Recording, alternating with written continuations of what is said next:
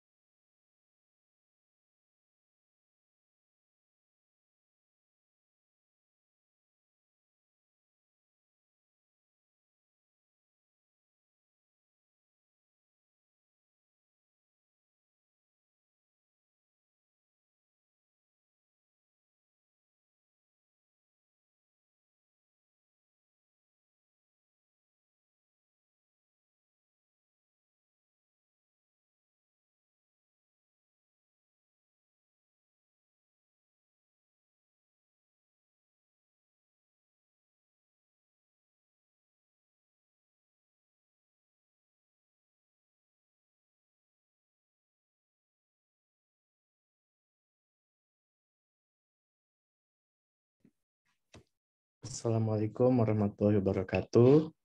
Bapak Ibu hadirin sekalian. Waalaikumsalam warahmatullahi wabarakatuh. Selamat pagi, salam sejahtera untuk kita semua.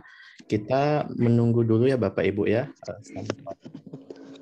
Baik Mas. Materi dari Dikti hadir, jadi masih belum hadir ini kita menunggu sebentar ya Bapak Ibu.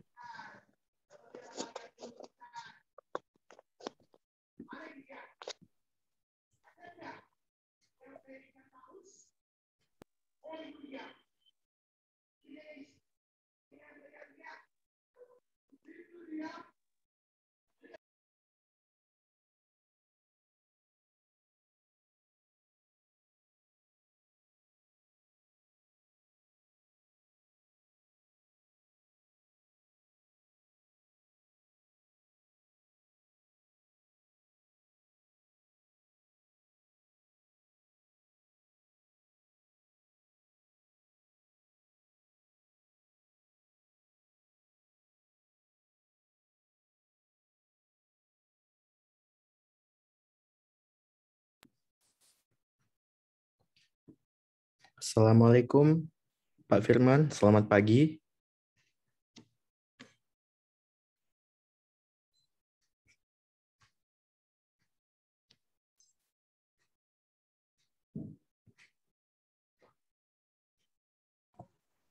Ya, waalaikumsalam. Selamat pagi, Pak. Nah, ya Pak. Kita menunggu Pak Yayat Pak ya, sebentar lagi ya Pak ya. Siap, siap. Oh Pak Yayat sudah hadir ini. Oke. Pagi Pak Firman, Pak Yayat. Pagi, Bu Arek. Sehat Pak? Alhamdulillah ya. Alhamdulillah, Bu. Oke, baik Bapak Ibu, kita mulai. Assalamualaikum warahmatullahi wabarakatuh. Selamat pagi dan salam sejahtera serta salam sehat untuk kita semua. Yang kami hormati Ibu Wakil Rektor 3, Ibu Profesor Dr. Poppy Angelisa Zaitun Hasibuan, apoteker. Yang kami hormati Bapak Ibu staf bagian kerjasama Universitas Sumatera Utara. Yang kami hormati Bapak narasumber kita pada hari ini ada dua, Bapak Yayat Handayana SSMSI dan Bapak Firman Hidayat SSMSI, serta Bapak Ibu hadirin sekalian. Izinkan saya memperkenalkan diri, nama saya Sonika Nugraha selaku pembawa acara dan moderator pada kegiatan kita hari ini. Adapun rangkaian kegiatan kita pada hari ini, agenda yang pertama adalah kita akan mendengarkan lagu kebangsaan Indonesia Raya yang dilanjutkan dengan pembacaan doa, lalu sambutan dari Wakil Rektor 3 Universitas Sumatera Utara, dan dilanjutkan pemaparan materi oleh Bapak Yayat dan Bapak Firman, dan sesi tanya-jawab.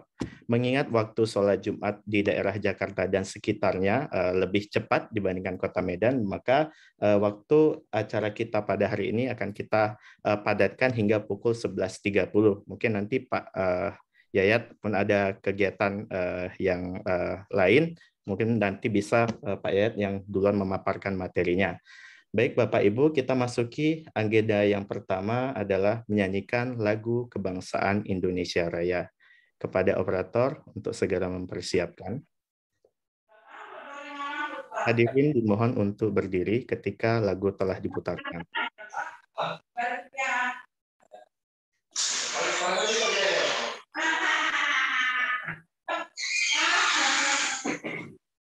Bagaimana, operator?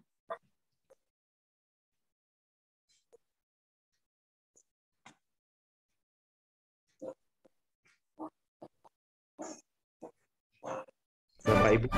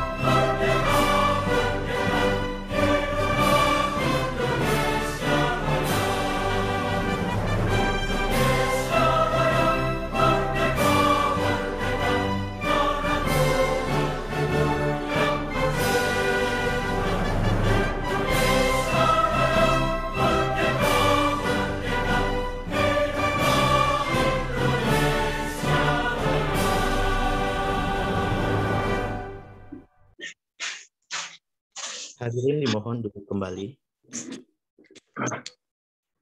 Baik, agenda selanjutnya yaitu pembacaan doa yang akan dipimpin oleh Bapak Dahrul Siregar. Kepada Bapak, kami persilahkan. Baik, terima kasih kepada Pak Soni Eka Nugroha. Assalamualaikum warahmatullahi wabarakatuh. Baik Bapak Ibu yang kami muliakan, hari ini marilah kita bermunajat kepada Sang Halik, Sang Pencipta, kiranya acara sosialisasi kita ini berjalan dengan lancar. Untuk itu, saya akan membawakan doa sesuai dengan agama dan kepercayaan saya, agama Islam. Baik Bapak Ibu yang berada dalam luar agama keyakinannya, kami harapkan untuk menyesuaikan dengan kepercayaannya. A'udzu billahi minasyaitonir rajim. Bismillahirrahmanirrahim. Alhamdulillahi rabbil alamin wassalatu wassalamu ala asrafil anbiya'i wal mursalin wa ala alihi wa sahbihi ajma'in. Allahumma salli ala sayyidina Muhammadin tibbil qulubi wa dawaiha وعافية الأبدان وشفائها ونور الأبصار والياء وبارك وسلم أجمعين. اللهم إنا نسألك بأننا نشهد أن لا إله إلا أنت الوحيد والصمد لم يلد ولم يولد ولم يكن له كفوا أحد. Ya Allah, ya Rahman, ya Rahim, yang Maha Pengasih lagi Maha Penyayang, pada hari ini, hari Jumat tanggal 25 Februari 2022, kami semua berkumpul dalam jaringan. Kami hendak menyelenggarakan acara sosialisasi laporan kerjasama Universitas Sumatera Utara. Kami memohon ridho dan izin-Mu ya Allah. Berkahilah semua langkah dan perbuatan kami. Jadikanlah ya Allah acara semua ini bernilai ibadah dan nilai ilmu yang bermanfaat kepada kami dan banyak orang. Ya Allah, ya Wahhab, yang Maha Pemberi karunia, sudi kiranya Engkau ya Allah memberikan kami karunia. Bukakanlah pikiran kami, ya Allah, lenturkanlah lidah kami, dan berikanlah kami ide-ide yang cemerlang untuk membangun bangsa ini, bimbingan dengan ridho-Mu, khususnya lingkungan Universitas Sumatera Utara ini. Ya Allah, ya Batin, yang Maha mengetahui segala yang gaib, yang dunia dan akhirat, kami memohon kepada-Mu, ya Allah, kiranya Engkau bimbing kami, bimbinglah dengan hidayah-Mu, berkahilah kami agar selalu dengan takdir-Mu, jadikanlah hati kami selalu ridho dengan pemberian-Mu. Ya Allah, ya Malikul Ghafur, Engkaulah yang Maha Pengampun atas segala dosa-dosa yang ada di dunia ini. Kami memohon kepada-Mu, ya Allah, sering kiranya Engkau ampunkan segala dosa-dosa kami, dosa orang tua kami, dosa para pemimpin kami, dosa para perjuang-perjuang kami, dan dosa para pendahulu kami. Tempatkanlah ya Allah mereka semua dalam lindungan rahmat dan ampunan-Mu. Rabbana zalamna anfusana wa illam taghfir lana wa tarhamna lanakunanna minal khasirin. Rabbana atina fid dunya hasanah wa fil akhirati hasanah wa qina adzabannar. Subhana rabbika rabbil izzati amma yasifun wassalamu alal mursalin walhamdulillahi rabbil alamin. Assalamualaikum warahmatullahi wabarakatuh. Waalaikumsalam warahmatullahi wabarakatuh. Terima kasih kepada Bapak Dahrul Siregar. Semoga doa yang kita panjatkan pada hari ini memberikan keberkahan untuk kita semua dalam melaksanakan kegiatan kita hari ini. Acara selanjutnya yaitu paparan ataupun sambutan dari Wakil Rektor 3 Universitas Sumatera Utara yang akan langsung disampaikan oleh Ibu Profesor Dr. Apoteker Kopi Angelisa Zaitun Hasibuan MSI. Kepada Ibu kami persilahkan. Assalamualaikum warahmatullahi wabarakatuh. Selamat pagi dan salam sehat bagi kita semua. Yang saya hormati para narasumber kita pada hari ini, Koordinator Humas dan Kerjasama Dikti, Bapak Yayat Handayana M.Hum. Yang kedua, Subkoordinator Kerjasama Dikti, Bapak Firman Hidayat SS MSI, para dekan fakultas di lingkungan Universitas Sumatera Utara, para staf ahli rektor Universitas Sumatera Utara, para wakil dekan 3, Ketua Program Studi D3 dan S1 di Fakultas di lingkungan Universitas Sumatera Utara, para Kasubag Penelitian PKM dan Kerjasama, para operator SIMKERMA, Bapak Ibu lainnya yang tidak dapat saya sebutkan satu persatu. Pertama sekali, marilah kita mengucapkan puji syukur kehadirat Allah Subhanahu wa Ta'ala, Tuhan Yang Maha Esa, karena atas perkenannya pada pagi hari ini kita dapat berkumpul dalam rangka menghadiri kegiatan sosialisasi laporan kerjasama yang diselenggarakan oleh Biro Penelitian Pengabdian kepada Masyarakat dan Kerjasama USU. Dalam kesempatan ini, saya sampaikan ucapan terima kasih dan selamat datang dalam forum virtual ini kepada narasumber kita, Pak Yayat dan Pak Firman. Kita semua berharap semoga dari beliau berdua nanti kita bisa mendapatkan tambahan informasi penting yang terkait dengan penyusunan laporan kerjasama yang baik dan benar sesuai kriteria yang telah ditentukan. Bapak Ibu yang saya hormati, sosialisasi ini nantinya akan membedah dua tema besar yang sangat penting untuk kita ketahui dan kuasai, yaitu tentang pengelolaan data kerjasama, manajemen laporan kerjasama, dan fasilitasi kerjasama. Hal ini tidak saja penting bagi para kasubag penelitian PKM dan kerjasama di lingkungan USU, serta para operator SIMKERMA, namun juga bagi dekan dan ketua prodi, di mana laporan kerjasama ini dapat menjadi salah satu tolak ukur untuk melihat keberhasilan fakultas dan program studi dalam melaksanakan program kerjanya yang menjadi bagian dari program kerja Rektor USU 2021-2026 dan Renstra USU, khususnya dalam peningkatan kualitas dan kuantitas kerjasama dengan berbagai institusi yang mendukung peningkatan kinerja universitas.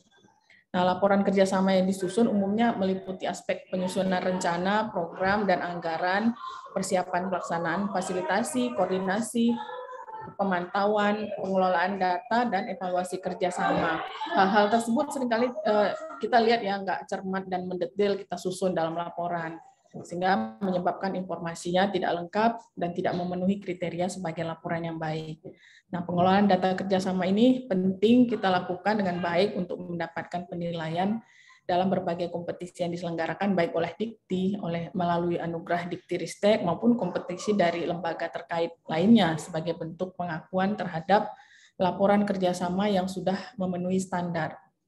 Kita berharap dengan dilaksanakannya sosialisasi ini, ke depan kita mampu menyusun laporan kerjasama dengan lebih baik lagi, lebih akurat dan sistematis, serta dapat memberikan motivasi untuk pelaksanaan kerjasama dan sinergi yang berkualitas demi mewujudkan USU yang terbaik. Bapak Ibu yang saya hormati, akhir kata demikian saja yang dapat saya sampaikan pada kesempatan ini. Mari kita benahi seluruh kekurangan kita dalam segala lini dengan penuh semangat. Dengan mengucapkan Bismillahirrahmanirrahim, secara resmi saya membuka pelaksanaan sosialisasi laporan kerjasama pada hari ini. Semoga Allah Subhanahu wa Ta'ala senantiasa memberikan ridhonya terhadap segala hal yang kita lakukan. Amin ya rabbal alamin. Wabillahi taufiq wal hidayah. Wassalamualaikum warahmatullahi wabarakatuh. Waalaikumsalam warahmatullahi wabarakatuh. Terima kasih Ibu Profesor Poppy Angelisa Zaitun Hasibuan atas sambutan dan juga sekaligus membuka acara kita pada hari ini. Baik Bapak Ibu hadirin sekalian, kita masuki acara inti kita pada hari ini adalah penyampaian materi yang akan langsung disampaikan oleh dua narasumber kita secara bergiliran, yaitu yang pertama adalah Bapak Yayat Handayana, SSMSI, yang akan langsung dilanjutkan oleh Bapak Firman Hidayat, dan kemudian kita akan masuk ke dalam sesi tanya-jawab. Baik, untuk sesi yang pertama, yang akan menyampaikan ada Bapak Yayat Handayana, SSMSI. Sedikit informasi terkait beliau. Bapak Yayat Handayana, SSMSI merupakan Koordinator Substansi Umum, Kerjasama dan Humas Setjen Dikti. Beliau menamatkan pendidikan Sarjana Bahasa dan Sastra Inggris di Universitas Pajajaran dan melanjutkan pendidikan Magister Budaya Media dan Komunikasi Kajian Wilayah Amerika, Sekolah Kajian Strategik dan Global di Universitas Indonesia. Nah, beliau telah banyak berkecimpung dalam di kementerian, khususnya di bagian riset, di bagian Dikti ya, pendidikan tinggi. Baik, tanpa menunggu waktu lama lagi, kami persilakan kepada Bapak Yayat Handayana untuk menyampaikan materinya. Kepada Bapak, kami persilahkan. Ya, terima kasih Mas Sony ya, Bang Sony. Baik, sebelum kita mulai, ini saya sampaikan terima kasih atas undangan dari Wakil Rektor 3 ya, Universitas Sumatera Utara, Ibu Kopi. Mohon izin Ibu Kopi, saya akan menyampaikan beberapa hal terkait dengan pengelolaan kerjasama ya. Nanti akan ada paparan yang saya sampaikan. Saya juga nanti tidak akan lama ya menyampaikan, karena nanti kita akan melihat juga ketika nanti kami menyampaikan paparan, kemudian juga kita akan membuka sesi diskusi. Tentu saja saya akan menyampaikan dari tataran kebijakan dan sedikit teknis, dan nanti Mas Firman akan melanjutkan membahas tentang teknis bagaimana pengelolaan kerjasama untuk perguruan tinggi. Baik, mohon izin saya akan coba share screen ya dari tempat saya.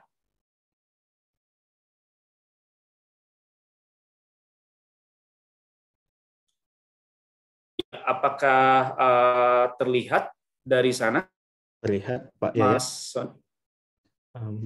Ya, saya akan sebentar ya. Saya akan coba pakai reading view ya. Udah cukup besar ya. Baik, Bapak Ibu yang saya hormati, mudah-mudahan dalam 15 dan maksimal 20 menit cukup terlihat ya. Oke, Pak. Ya, baik. Izin sampaikan strategi penguatan kerjasama yang memang merupakan bagian dari 8 IKU perguruan tinggi. Nanti juga di dalam beberapa slide ini juga akan ada evaluasi terkait pengelolaan kerjasama, ya, pelaporan kerjasama yang sudah dilakukan oleh Universitas Sumatera Utara.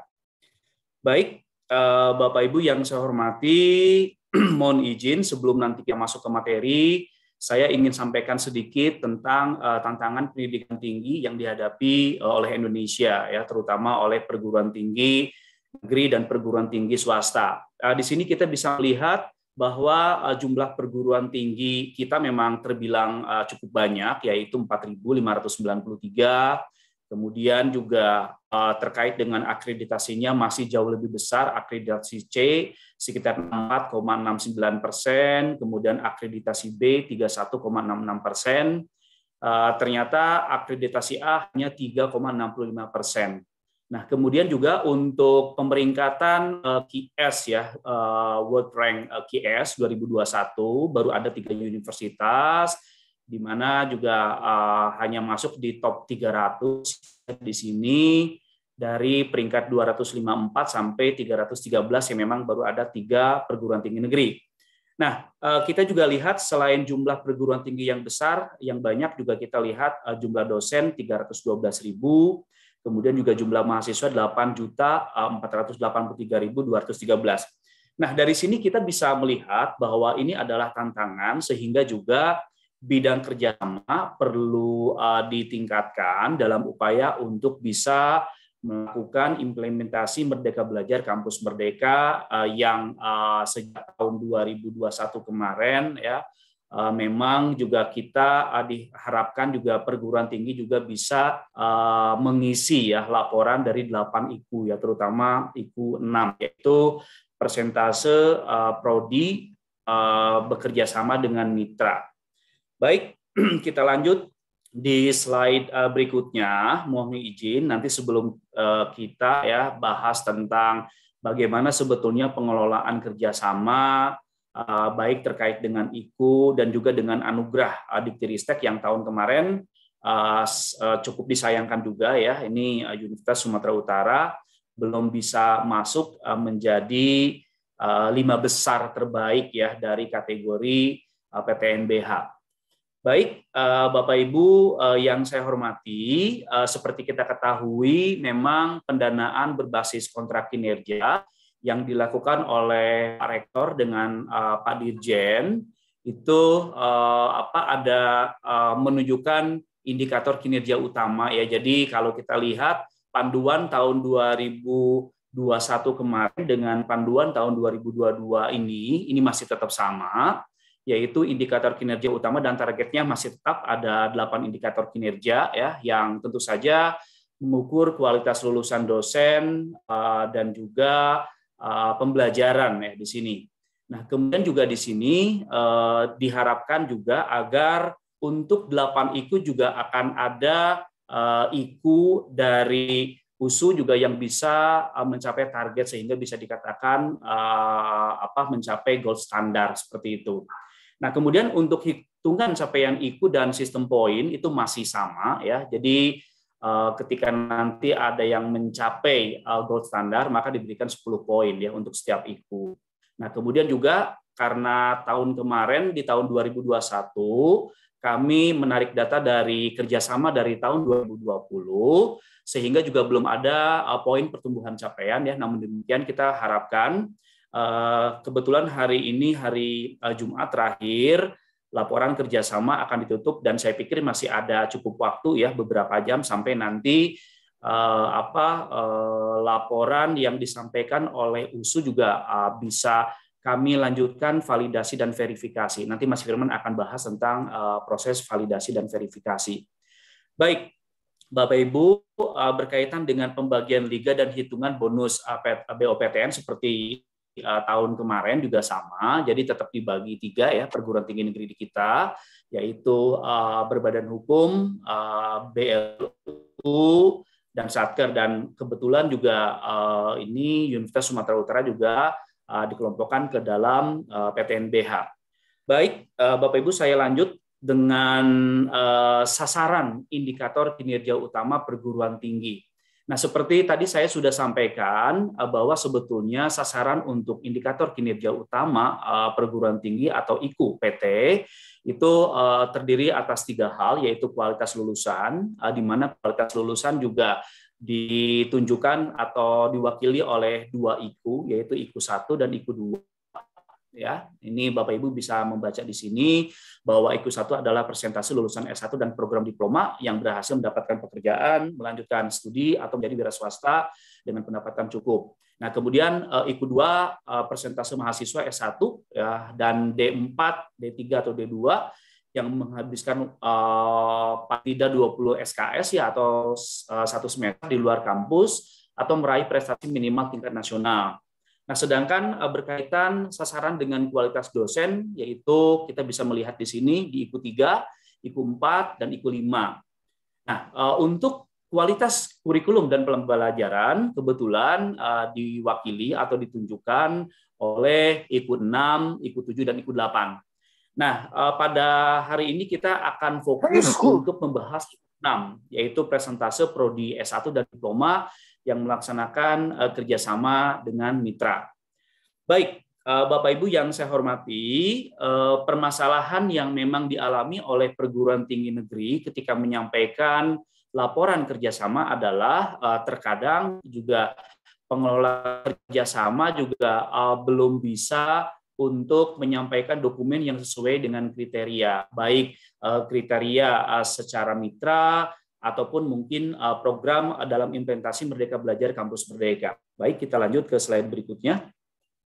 Nah, ini adalah beberapa kegiatan yang memang terdiri atas 3 sasaran, ya tadi saya sudah sampaikan, yaitu kualitas lulusan, kualitas kurikulum, kualitas dosen, dan pengajar. Kita lihat di IKU 6, kebetulan di sini juga bisa ditunjukkan jenis kerjasama untuk IKU 6, yaitu program studi bekerjasama dengan kelas dunia. Jadi sebetulnya tidak hanya mitra kelas dunia, tapi juga mitra dalam negeri, ya, baik nasional maupun lokal. Nah, ini kegiatan yang bisa dilakukan untuk mendorong dan mendukung IKU 6 adalah dalam hal kurikulum, dalam hal magang, dan dalam hal penyerapan lulusan. Baik, kita lanjutkan ke slide berikutnya, Bapak Ibu. Nah, ini Bapak Ibu untuk IKU 6 persentase prodi S1 dan diploma ya yang bekerja sama dengan mitra. Kita lihat di 2 kategori ya. Nanti Mas Firman akan menjelaskan lebih detail lagi contoh-contoh misalnya untuk kriteria mitra seperti apa. Tapi yang jelas kalau kita lihat kriteria pemilihan mitra mulai dari perusahaan multinasional sampai perusahaan daerah ya Bapak Ibu. Nah, termasuk juga di sini rumah sakit. Nah, kemudian juga untuk kriteria kegiatan kerjasama dimulai dari pengembangan kurikulum bersama.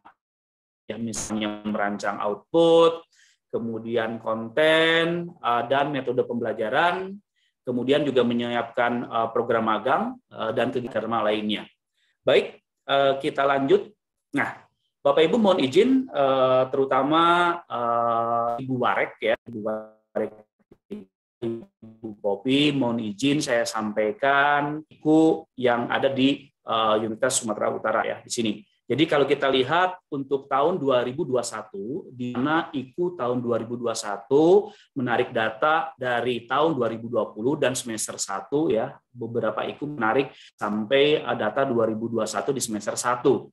Kebetulan untuk USU total skor pencapaiannya 47 ya, memang belum ada skor pertumbuhan karena belum dibandingkan antara tahun pertama dengan tahun kedua. Sehingga juga total skornya tetap 47 karena tidak ada pertumbuhan ya, dan pengurangan kita berharap tidak ada juga skor pengurangan berkaitan dengan pemeriksaan atau audit BPK.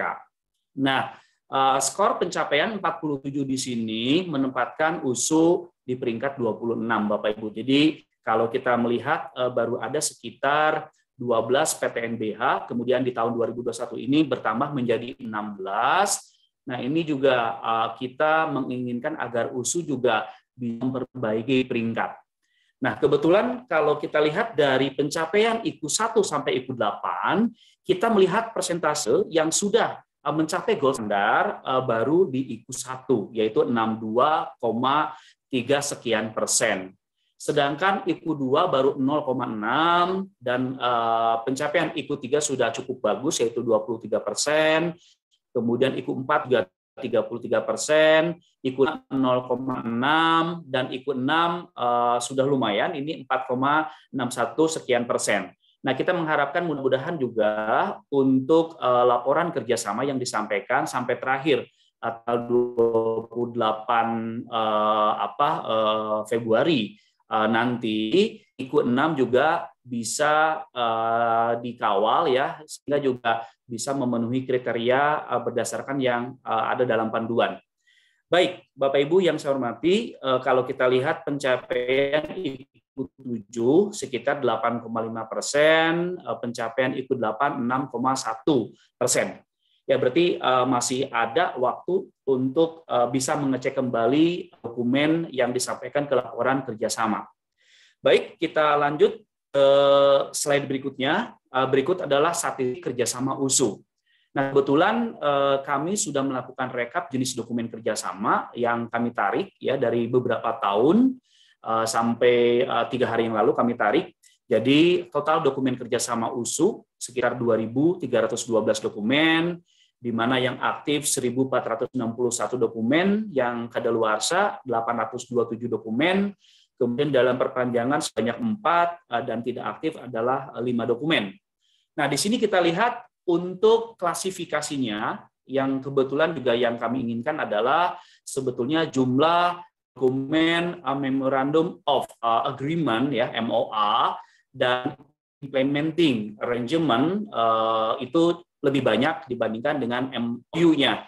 Dan ini kebetulan sudah pas sekali. Jadi yang ingin kita sampaikan di dalam forum ini adalah dokumen kerjasama yang MOA dan IA-nya jauh lebih banyak, karena untuk penghitungan dokumen kerjasama tingkat prodi biasanya berupa MOA atau IA.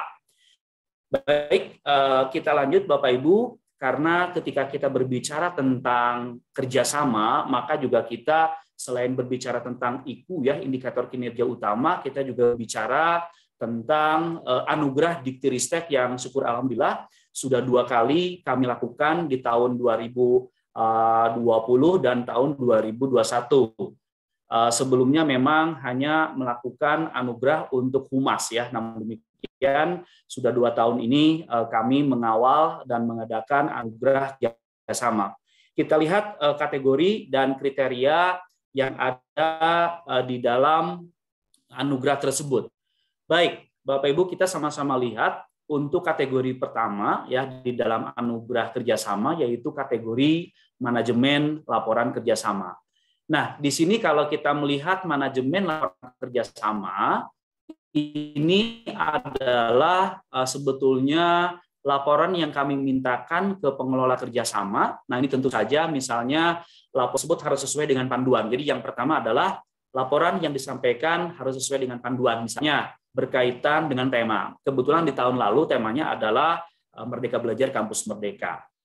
Nah, kemudian juga panduan yang lainnya selain sesuai dengan tema, tentu saja jumlah halaman laporan. Ya, ini harus bisa dibedakan mana laporan, mana lampiran. Nah, kebetulan di dalam isi laporan yang tahun lalu sekitar 5 halaman, itu tentu saja mencakup 5 hal, yaitu pertama, tentu saja perguruan tinggi negeri diharapkan bisa menyampaikan bentuk organisasi, jadi bagaimana pengelolaan kerjasama, dan saya juga lihat di sini tentu saja kerjasama di sini juga langsung berada di tingkat wakil rektor. Nah, ini bentuk organisasi kerjasamanya seperti apa, dari wakil rektor turun ke eselon 2, kemudian ke eselon 3, dan ke pelaksana. Nah, tentu saja hal yang penting juga adalah perlu disampaikan selain bentuk organisasi atau struktur adalah pendanaan dan bagaimana pengelolaan SDM-nya, Bapak Ibu.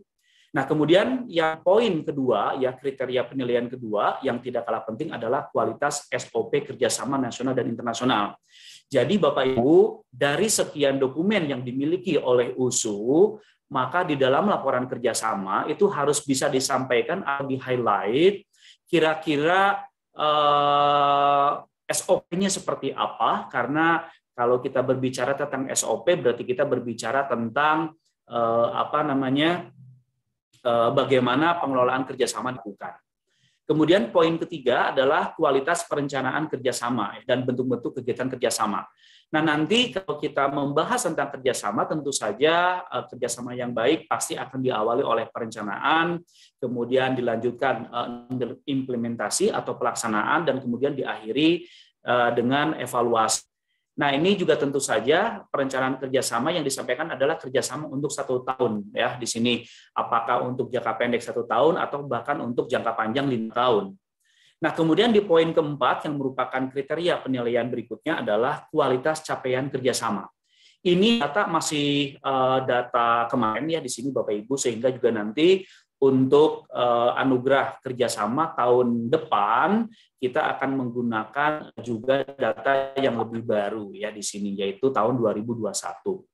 Nah, kemudian juga untuk kualitas capaian kerjasama tentu saja juga USU diharapkan juga bisa mencapai dan menyampaikan capaian kerjasama terkait dengan MBKM. Jadi kerjasama prodi di USU dengan mitra kelas dunia dan mitra nasional yang memang merupakan ikut 6.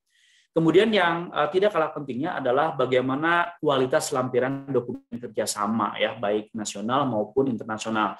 Nah, ini tentu saja lampiran bisa disampaikan terpisah dari laporan. Misalnya kalau laporannya ada 5 halaman, itu disampaikan judulnya adalah laporan, kemudian lampiran nanti di dalam file yang lain yang berupa lampiran. Ya.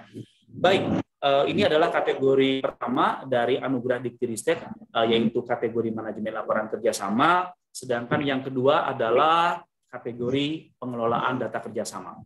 Bapak Ibu yang saya hormati, Popi dan Bapak Ibu yang lain, di kategori kedua yaitu kategori pengelolaan data kerjasama, kami melihat data kerjasama yang disampaikan oleh USU, kemudian kami tarik data. Jadi kalau di kategori pertama tadi kita meminta USU untuk bisa menyampaikan laporan terkait dengan perencanaan, implementasi, dan evaluasi dari kerjasama, maka di dalam kategori pengelolaan data kerjasama kami menarik data ya, baik secara kuantitas banyaknya kerjasama yang dilakukan oleh USU dan juga secara kualitas. Jadi jumlah dokumen naskah kerjasama yang kami nilai seperti ini Bapak Ibu ada 4 jenis, yaitu kalau letter of intent maka bobotnya dikali 0,5. Sedangkan kalau Memorandum of Understanding MOU dikali 0,5. Sedangkan untuk Memorandum of Agreement, MOA, itu dikali 0,75. Sedangkan kalau Implementing Arrangement, IA, itu dikali 0,75. Ya, ini. Jadi ini adalah kriteria penilaian. Jadi 2, jumlah dokumen naskah kerjasama secara kuantitas, kemudian jumlah kerjasama dalam rangka pencapaian IKU 6 secara kualitas. Baik, Bapak Ibu, demikian yang bisa saya sampaikan. Nanti kita lanjutkan paparan secara teknis oleh Mas Firman. Baik, Bapak Ibu, demikian. Mohon maaf jika ada kekurangan. Saya akhiri dengan ucapan terima kasih. Nanti saya juga akan sama-sama dengan Mas Firman untuk mendapatkan pertanyaan dan hal lain yang mungkin akan ditanyakan oleh Bapak Ibu yang ada dari USU ya. Terima kasih. Saya kembalikan. Saya stop share screen. Terima kasih. Terima kasih Bapak Yayat Handayana atas paparannya. Baik Bapak Ibu, kita lanjutkan untuk paparan kedua yang akan disampaikan oleh Bapak Firman Hidayat, SSMSI. Beliau menamatkan pendidikan sekolah menengah atas di SMA Negeri 1 Bukit Tinggi. Selanjutnya beliau juga menamatkan Serata 1 pada bidang Sarjana Bahasa dan Sastra Inggris di Fakultas Sastra Universitas Andalas.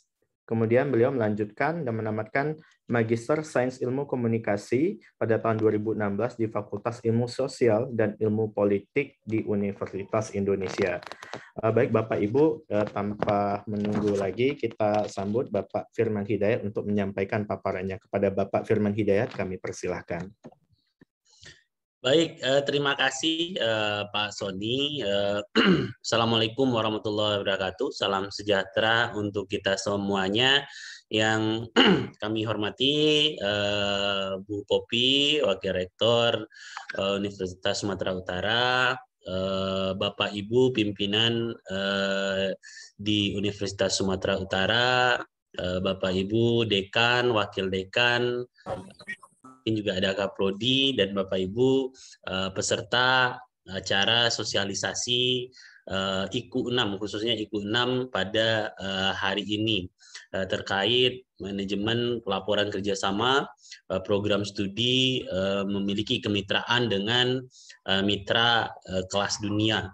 Jadi sebagai intro, jadi sebenarnya kami juga 2 hari yang lalu baru selesai melakukan revisi terhadap panduan untuk IKU 6. Mungkin ini baru diterapkan pada IKU tahun 2022. Sehingga untuk IKU tahun 2021 ini masih sama.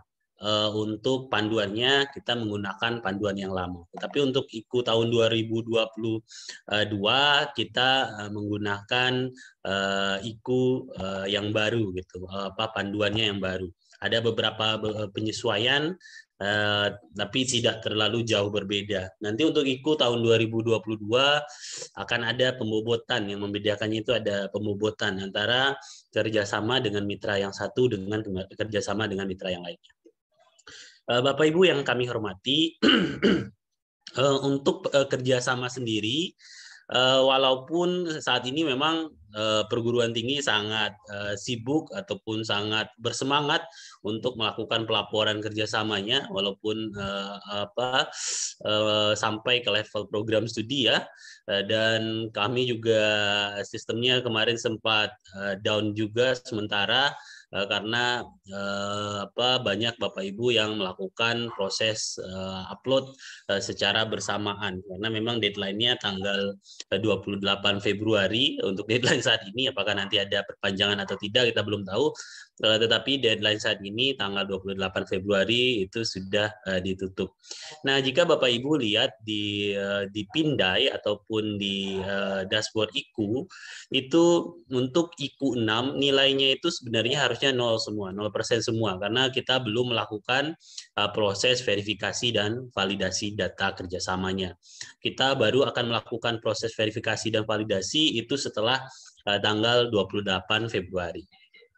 Nah, untuk kerjasama sendiri, walaupun IKU baru diberlakukan 2 tahun ini, tetapi untuk pelaporan kerjasama itu sebenarnya sudah diwajibkan sejak tahun 2014 melalui Permendikbud nomor 14 tahun 2014, dan ini merupakan turunan dari UU Dikti nomor 12 tahun 2012. Jadi pada prinsipnya semua kerjasama yang dilakukan oleh perguruan tinggi baik negeri maupun swasta itu wajib dilaporkan. Dan IKU ini sebagai stimulus lah untuk meningkatkan gairah dari perguruan tinggi melakukan kerjasama dan melakukan pelaporan kerjasama. Sedangkan ada beberapa jenis kerjasama yang itu harus mendapatkan izin dari kementerian, itu terutama terkait dengan joint degree. Nah, Bapak Ibu yang kami hormati, ini sudah di-highlight juga oleh Kang Yayat sebelumnya. Ini adalah IKU 6. Kalau kita lihat judulnya dari IKU 6 itu adalah presentase prodi S1 dan diploma yang melaksanakan kerjasama dengan mitra. Nah, ini ada ada mitra kelas dunia gitu. Nah, kalau kita lihat di sini kata kuncinya itu adalah kerjasama pada level program studi. Jadi kerjasama yang tidak melibatkan program studi itu tidak bisa kita hitung. Oleh karena itu MOU yang biasanya itu sebagai payung itu biasanya pasti tidak akan kita hitung karena tidak langsung implementasi dari kegiatan kerjasama. Nah, untuk IKU 6 sendiri ada 2 hal yang perlu Bapak Ibu perhatikan, terutama untuk perguruan tinggi negeri akademik. Jadi ada perbedaan antara perguruan tinggi negeri akademik, perguruan tinggi negeri vokasi, dan perguruan tinggi negeri seni dan budaya dalam pemilihan mitranya. Jadi dalam pemilihan mitranya ini ada perbedaannya. Tetapi untuk kriteria kegiatan kerjasamanya itu hampir sama. Nah, kalau kita lihat untuk kriteria kegiatan, jadi ruang lingkup kerjasama yang Bapak Ibu lakukan itu harus ada salah satu dari kriteria kegiatan kerjasama IKU 6. Namun ada satu hal yang kita tidak gunakan untuk saat ini, yaitu terkait dengan perjanjian kerjasama yang setidaknya menyatakan komitmen mitra dalam penyerapan lulusan. Hal ini belum kita lakukan. Jadi walaupun kerjasama Bapak Ibu ini belum ada komitmen mitra dalam penyerapan lulusan, ini tetap kita hitung selama ruang lingkup yang di bawah ini ada gitu. Apa saja ruang lingkupnya? Antara lain itu adalah pengembangan kurikulum bersama, menyediakan program magang atau program kampus merdeka lainnya, dan kegiatan penelitian dan pengabdian kepada masyarakat. Jadi ruang lingkup yang kita nilai untuk IKU 6 adalah ruang lingkup yang di sini. Kalau ada ruang lingkup yang di luar ruang lingkup ini tidak kita hitung sebagai IKU 6. Kemudian kriteria pemilihan mitra. Jadi inilah yang mungkin yang menyebabkan banyak kerjasama yang dilakukan oleh perguruan tinggi, terutama perguruan tinggi negeri akademik, itu akhirnya tidak bisa dihitung karena mitranya itu tidak sesuai dengan mitra yang dikriteriakan dalam IKU 6 gitu. Nah, kalau kita lihat penjelasan satu persatu, itu yang pertama adalah perusahaan multinasional. Yang dimaksud dengan perusahaan multinasional itu perusahaan yang beroperasi di lebih dari satu negara. Jadi bisa perusahaannya itu tidak harus perusahaan raksasa, tetapi perusahaannya itu ada beroperasi di negara yang lain gitu. Apakah satu negara lainnya atau 2 negara lainnya itu tidak ada batasan, minimalnya lebih dari satu negara. Kemudian perusahaan nasional berstandar tinggi. Perusahaan nasional berstandar tinggi, perusahaan-perusahaan nasional yang besar yang ada di Indonesia ya. Dan ini tidak kita gunakan lah. Pendapatan terakhir itu 100 miliar ini tidak kita gunakan. Yang kita gunakan adalah perusahaan yang memiliki kantor pusat dan cabangnya di berbagai provinsi yang ada di Indonesia gitu. Jadi itu yang baru kita kategorikan sebagai perusahaan nasional. Kemudian perusahaan teknologi global. Ini mungkin sudah jelas ya, perusahaan teknologi global ini ada Google, ada Huawei, ada dan lain sebagainya. Dan untuk saat ini nilainya sama. Jadi Bapak Ibu kerjasama dengan perusahaan multinasional, perusahaan nasional berstandar tinggi, perusahaan teknologi global itu sama saja gitu. Nilainya saat ini satu gitu. Tetapi kedua untuk IKU 2022 rencananya kita akan berikan pembobotan. Kemudian perusahaan rintisan atau startup teknologi. Jadi perusahaan startup teknologi ini yang sudah memiliki izin dan sudah beroperasi, terutama bisa kita temukan di Google Store atau App Store gitu. Kemudian organisasi nirlaba kelas dunia. Ini mungkin cukup walaupun tidak terlalu banyak ya, ada lah. Seperti Greenpeace, ada Palang Merah Internasional, ada organisasi-organisasi nirlaba kelas dunia lainnya. Kemudian institusi atau organisasi multilateral yang melibatkan banyak negara yang diakui oleh pemerintah Indonesia, seperti ASEAN, OPEC, APEC, dan lain sebagainya. Nah, ini nilainya sama saja untuk saat ini. Kemudian yang paling banyak yang menyebabkan kerjasama yang Bapak Ibu lakukan di perguruan tinggi negeri akademik itu tidak bisa hitung adalah kategori yang nomor 7. Perguruan tinggi yang masuk dalam daftar QS 100 berdasarkan ilmu. Jadi kerjasama sesama perguruan tinggi di Indonesia itu yang bisa kita nilai untuk IKU 6 hanya kerjasama dengan perguruan tinggi yang masuk pada QS 100 atau QS 100 by subject. Untuk QS 100 kita belum ada. Perguruan tinggi di Indonesia belum ada yang memiliki QS 100. Untuk QS 100 by subject baru ada satu perguruan tinggi di Indonesia, yaitu IPB. Jadi kerjasama dengan IPB itu bisa kita nilai gitu. Tapi kerjasama dengan perguruan tinggi lainnya itu tidak bisa kita nilai. Nah, jadi kalau untuk IKU kategori mitra yang ketujuh ini mungkin memang didorong untuk kerjasama dengan QS 100 atau QS 100 by subject di luar Indonesia. Kemudian instansi pemerintah, BUMN atau BUMD. Nah, kalau kita lihat di panduan ini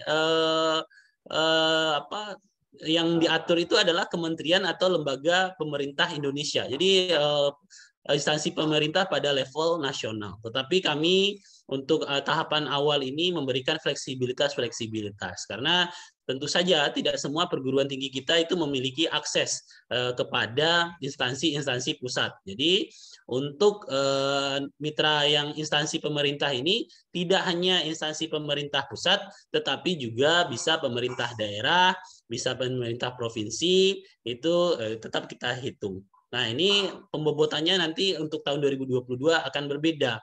Jika Bapak Ibu bekerja sama dengan instansi pemerintah pusat dan kerjasama dengan instansi pemerintah daerah, nanti ada pembobotan yang berbeda. Tetapi untuk saat ini sama saja, dihitung sama. Jadi Bapak Ibu kerjasama dengan Pemda dan Bapak Ibu kerjasama dengan QS 100 saat itu sama. Sama-sama dihitung satu prodi yang melakukan kerjasama dengan mitra. Kemudian BUMN, ini sudah jelas ya, BUMD juga sudah jelas, dan kita juga hitung jika melakukan kerjasama dengan BUMDes gitu. Jadi kita berikan ruang-ruang sebenarnya kepada Bapak Ibu di perguruan tinggi, terutama yang memiliki akses terhadap mitra itu terbatas, itu kita tetap buka peluang untuk melakukan kerjasama pencapaian IKU 6 dengan menggandeng mitra-mitra yang ada di daerah Bapak Ibu masing-masing. Kemudian rumah sakit kalau di sini kan yang dihitung itu kelas A dan B, tetapi kita tidak ada kelasnya. Kita asal dengan rumah sakit itu tetap kita hitung. Kemudian UMKM. Nah, ini adalah kriteria mitra yang kita hitung. Jadi dalam melakukan proses verifikasi dan validasi, ini kita ada 3 tahapan. Jadi kalau Bapak Ibu lihat saat ini di dashboard Pindai, itu nilai IKU 6 itu sebenarnya belum ada yang valid. Ya, kalau ada yang punya nilai itu belum valid. Bisa naik, bisa turun gitu. Atau bisa tetap gitu. Tapi belum ada yang valid. Nah, kita baru melakukan verifikasi dan validasi itu setelah tanggal 28 Februari. Mungkin selama 1 minggu atau 2 minggu kita akan melakukan verifikasi. Untuk verifikasi dan validasi ada 2 tahapan. Yang tahapan pertama adalah filtering. Jadi di filtering by system ini dilakukan by system, itu kerjasama yang akan dinilai adalah kerjasama pada tahun 2021. Jadi kerjasama tahun 2020 ataupun 2029 ataupun 2022 itu tidak akan masuk ke dalam filtering kita gitu. Jadi otomatis itu akan tidak masuk ke filtering kita. Jika ada kerjasama jangka panjang, itu memang kita harapkan perguruan tinggi itu kita juga sudah sampaikan tahun lalu ya, itu untuk melakukan atau membuat implementation agreement-nya per tahun ya, atau petunjuk teknis pelaksanaan kegiatan kerjasama per tahun. Kemudian kerjasama tersebut pada level prodi atau melibatkan prodi gitu. Jadi memang untuk sesuai tata naskah dinas kita di bawah Kementerian Pendidikan dan Kebudayaan, Riset dan Teknologi, itu yang berhak melakukan penandatanganan dokumen kerjasama adalah pimpinan perguruan tinggi, rektor, wakil rektor, sampai minimal dekan. Jadi kepala prodi itu tidak bisa menandatangani dokumen kerjasama. Yang dimaksud dengan prodi di sini adalah prodi itu ada di dalam narasi kerjasamanya ataupun naskah kerjasamanya, dilibatkan. Misalkan bisa dimasukkan di ruang lingkup, bisa dimasukkan di korespondensi, itu bisa dilakukan. Gitu. Nah, ada prodinya, ada tahunnya, dan dokumennya diupload, dokumen kerjasamanya diupload gitu. Jadi kalau 3 item ini ada, itu baru bisa kita masuk ke tahapan validasi, verifikasi dan validasinya. Nah, untuk tahapan kedua dalam proses verifikasi dan validasi itu kita akan lihat yang sebelumnya tadi. Apakah bentuk kegiatan kerjasamanya itu sesuai dengan IKU 6 atau tidak? Bentuk kegiatan kerjasamanya itu apakah ada pengembangan kurikulum, menyediakan program magang atau kampus merdeka lainnya, atau tridharma lainnya, penelitian dan pengabdian kepada masyarakat. Kalau masuk berarti checklist 1 gitu ya. Kemudian kita lihat apakah jenis mitranya itu sudah benar. Apakah sudah benar ya mitranya itu antara salah satu dari ini, mulai dari perusahaan multinasional sampai rumah sakit. Nah, kalau mitranya sudah sesuai, berarti checklist 2. Nah, itu dan kelengkapan pengisian untuk verifikasi. Tetapi kelengkapan pengisian itu minimal ya dokumennya terupload. Jadi kalau dokumen tidak terupload pasti tidak masuk itu. Kelengkapan pengisian itu nanti akan kami verifikasi apakah dokumen yang diupload itu sama dengan data yang diisikan. Kalau itu sama ya berarti sudah oke. Jadi bentuk kegiatannya centang, jenis mitranya centang, kelengkapan pengisiannya centang, berarti itu sudah dikategorikan masuk ke dalam IKU 6. Tapi kalau ada salah satunya yang tidak centang, misalnya bentuk kegiatannya oke, tetapi jenis mitranya tidak sesuai dengan IKU 6, ya itu tidak akan masuk ke dalam prodi yang bekerja sama dengan IKU 6 yang akan ditetapkan gitu. Nah, setelah itu kita akan melakukan penetapan nilai IKU 6 sementara. Nanti dokumennya itu bisa Bapak Ibu minta kepada tim IKU pusat. Nanti Bapak Ibu bisa mereview lagi apakah ada data kerjasama yang mungkin meragukan. Wah, ini harusnya masuk kok tidak masuk. Nanti ada proses banding selama 2 minggu. Nanti silahkan direview ulang.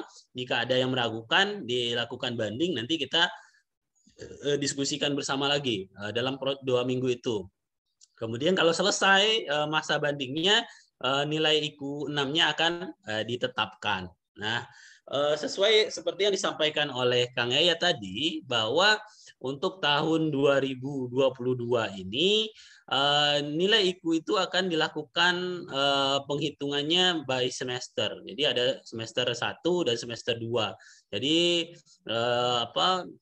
Bapak Ibu ya mulai mempersiapkan diri juga untuk data-data kerjasamanya dan melakukan kerjasama itu tidak hanya di akhir tahun saja, tapi dari awal tahun itu sudah dilakukan pendekatan kerjasama. Nah, ini formula penghitungan untuk IKU 6 itu adalah jumlah program studi S1 sampai D2 ya, dibandingkan total jumlah program studi S1 sampai D2. Dalam revisi yang kami ajukan, nanti ke depan kita juga akan menghitung kerjasama pada level master dan doktoral. Jadi karena kerjasama pada level master dan doktoral ini kan cukup banyak sebenarnya. Jadi kita untuk IKU 6 tahun 2022 ini mungkin akan kita masukkan untuk dihitung. Nah, ini kesalahan umum dalam pengisian IKU 6 itu mulai tidak dari judul kelengkapannya lah. Judul tidak ada, bentuk kegiatan tidak diisi, tanggalnya itu tidak sesuai, nama negara tidak diisi, klasifikasi mitra tidak diisi, mitra tidak sesuai dengan kriteria buku pedoman IKU 6. Jadi yang paling penting itu memang mitra, tanggal, dan bentuk kegiatan ini sesuai. Kalau yang lain ini mungkin sunnah lah. Ya, tapi yang paling penting itu mitranya sesuai, tanggalnya sesuai, bentuk kegiatannya sesuai, berarti itu bisa dikategorikan untuk masuk ke prodi yang bekerja sama dengan mitra IKU. Nah, itu mungkin ini capaian untuk IKU PTN akademik tahun 2020. Nah, untuk 2020 kalau kita lihat dari grafiknya masih cukup banyak PTN yang IKU 6-nya masih 0%. Jadi tahun 2020 itu ada sekitar 18 PTN yang IKU 6-nya 0%. Nah, kesalahannya yaitu karena kerjasamanya itu bukannya tidak melakukan kerjasama, tetapi kerjasamanya itu dilakukan dengan sesama perguruan tinggi dalam negeri. Ya, silahkan dilakukan kerjasama sesama perguruan tinggi dalam negeri, misalnya untuk program pertukaran mahasiswa merdeka, misalkan ya silahkan dilakukan, tetapi itu tidak masuk untuk IKU 6. Mungkin itu bisa masuknya untuk IKU 2, mahasiswa berkegiatan di luar kampus. Nah, untuk perguruan tinggi yang nilainya di bawah 50% itu paling banyak itu. Masih banyak. Jadi ada sekitar 45%-an lah perguruan tinggi yang nilai IKU 6-nya itu di bawah 50%. Padahal gold standarnya itu 50%. Dan perguruan tinggi yang sudah berhasil mendapatkan nilai IKU 6 di atas 50% itu baru sekitar 16 atau 17 perguruan tinggi. Jadi baru sekitar 20% perguruan tinggi yang sudah mencapai gold standar. Nah, ini USU apakah di kotak pertama, kotak kedua, atau kotak ketiga tahun 2020 untuk IKU 2020. Saya rasa sih di kotak yang kedua. Jadi memang ada salah satu PTN BH ya yang IKU 6-nya 0%. Jadi memang ini kerjasamanya ada, tetapi ya itu kerjasama sesama perguruan tinggi dalam negeri yang di luar QS 100 itu masalahnya. Nah, ini mungkin ini untuk teknis ya. Saya yakin dari operator ataupun admin di USU itu sudah paham ya proses loginnya seperti apa. Kemudian MOU yang banyak itu tidak berarti nilai IKU 6-nya tinggi, karena yang kita lihat itu yang melibatkan prodi pasti pada level PKS ataupun IA gitu. Nah, untuk kerjasama jangka panjang itu harus ada, misalnya kerjasamanya 5 tahunan. Jadi setiap tahunnya ada IA-nya untuk menunjukkan bahwa kerjasama itu memang aktif. Nah, ini untuk dashboardnya ya bisa ditambahkan, bisa di-filter juga, bisa di-download juga, kemudian bisa diisikan jenis kerjasamanya MOU, MOA atau IA gitu ya.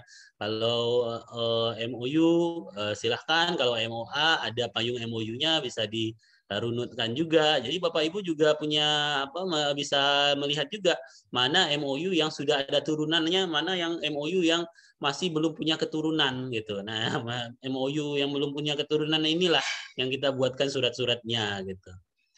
Nah, ini untuk prodinya bisa diisikan kerjasama itu memang kita dorong melibatkan berbagai prodi. Jadi satu kerjasama melibatkan beberapa program studi.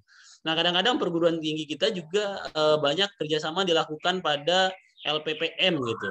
Nah, di LPPM kerjasamanya. Ya, kita tidak melarang ya, tetapi kerjasama yang dilakukan LPPM itu tidak bisa dinilai untuk IKU 6. Oleh karena itu, kita dorong agar LPPM itu dalam melakukan kerjasama gandeng lah 1-2 prodi, agar itu bisa menambah juga IKU 6 kita di USU. Nah, yang paling penting itu jangan lupa diupload dokumennya. Kalau dokumennya tidak diupload, itu nanti tidak untuk verifikasi tahap 1 pasti sudah tidak lolos gitu untuk proses verifikasi dan validasi kita. Nah, mungkin itu sharing singkat kami terkait dengan proses verifikasi dan validasi untuk IKU 6. Ini tanggal 25, ditutup tanggal 28. Ini masih ada waktu sebenarnya untuk begadang Pak Sony dan teman-teman gitu ya. 3 hari atau 4 hari, kita tutup mungkin di tengah malam gitu. Nah, itu saja dari saya, Bu Warek, Bapak Ibu semuanya. Terima kasih banyak. Jika ada yang perlu didiskusikan, kami persilahkan. Assalamualaikum warahmatullahi wabarakatuh. Waalaikumsalam Waalaikumsalam warahmatullahi wabarakatuh. Terima kasih Pak Firman Hidayat atas penyampaian yang sangat komprehensif sekali ya Bapak Ibu. Kita langsung masuk kepada sesi tanya jawab Bapak Ibu. Kami berikan kesempatan kepada 3 penanya langsung nih Bapak Ibu. Silakan untuk dapat bertanya dengan mengaktifkan mikrofon dan kameranya. Untuk Bapak Ibu yang lain juga diperbolehkan untuk bertanya melalui kolom chat.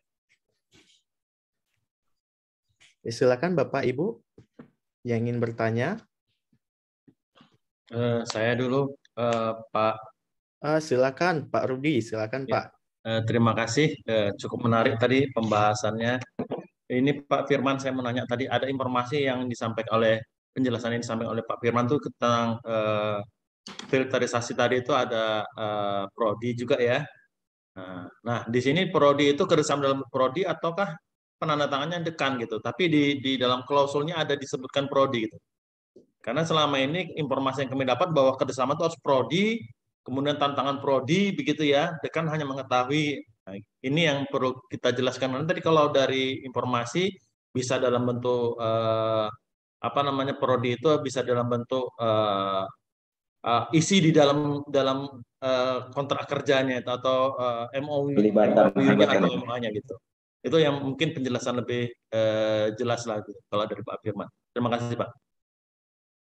Langsung ya Pak Sony. Ya Pak Firman, boleh langsung saja Pak dijawab. Baik, Pak. Terima kasih Pak Rudi atas pertanyaannya. Memang tata naskah dinas kita itu baru disosialisasikan atau diedarkan itu pertengahan tahun lalu ya, Jadi Kaprodi itu tidak memiliki kewenangan setelah tanda tangan tata naskah dinas itu disahkan, itu tidak memiliki kewenangan untuk melakukan penandatanganan kerjasama. Nah, ini ke depan ya, mungkin kalau untuk yang sebelumnya ya, karena bisa saja belum tersosialisasi dengan baik tata naskah dinas ini, jika ada kerjasama yang levelnya prodi, ya mungkin nanti tetap kita naskah kerjasama yang ditandatangani oleh prodi mungkin nanti tetap kita pertimbangkan untuk tetap dinilai. Tetapi untuk ke depan memang yang akan tanda tangan itu minimal itu dekan dan prodi itu di dalam naskahnya itu di dalam ruang lingkupnya Pak. Misalkan magang di perusahaan A melibatkan prodi A, B, C, D misalkan. Jadi tinggal dimasukkan saja di dalam ruang lingkupnya atau di korespondensinya. Ada beberapa PIC dalam yang akan melaksanakan ataupun implementor dari kegiatan kerjasama tersebut dibuatkan di dalam korespondensinya. Nah, begitu ya Pak Rodi ya. Terima kasih, clear line nih. Selama ini kami tahu ini hanya harus kerjasama itu prodi dan tanda tangan juga harus ketua prodi gitu kan. Nah, dengan adanya penjelasan dari Mbak Firman ini kami lebih jelas lagi bahwa itu harusnya fakultas kan bersama, tapi dalam ruang lingkup kegiatan baru prodi disebutkan di situ ya. Oke, terima kasih Pak Firman. Ya, ini nampaknya sudah sangat clear sekali. Terima kasih Pak Firman atas penyampaiannya. Jadi mungkin dari saya sendiri juga mungkin Pak Firman boleh membagi mungkin kalau ada link tata naskah dinasnya ataupun ada di publikasi di website Dikti, mungkin bisa dibagikan ke kami Pak untuk tata naskah supaya nanti menjadi panduan juga untuk semua stakeholder yang ada di USU. Mungkin Bapak Ibu yang lain dipersilakan. Saya Paidi. Silakan Pak Paidi dulu, Ibu ya. Silakan Pak Paidi. Oke, terima kasih. Terima kasih Pak Firman, Pak Yayat. Pertama saya ingin menanya penilaian ketika kita satu prodi itu apakah minimal satu kerjasama aja yang dihitung atau bisa lebih dan nilainya itu berbeda tidak antara satu aja dengan yang lebih misalnya kerjasama prodi itu beberapa gitu loh. Mungkin itu dulu Pak. Terima kasih. Baik, jadi untuk nilai untuk panduan tahun 2020 dan 2021 itu hitungnya satu Pak. Jadi ada kerjasama prodi itu melakukan kerjasama beberapa, nilainya tetap satu gitu.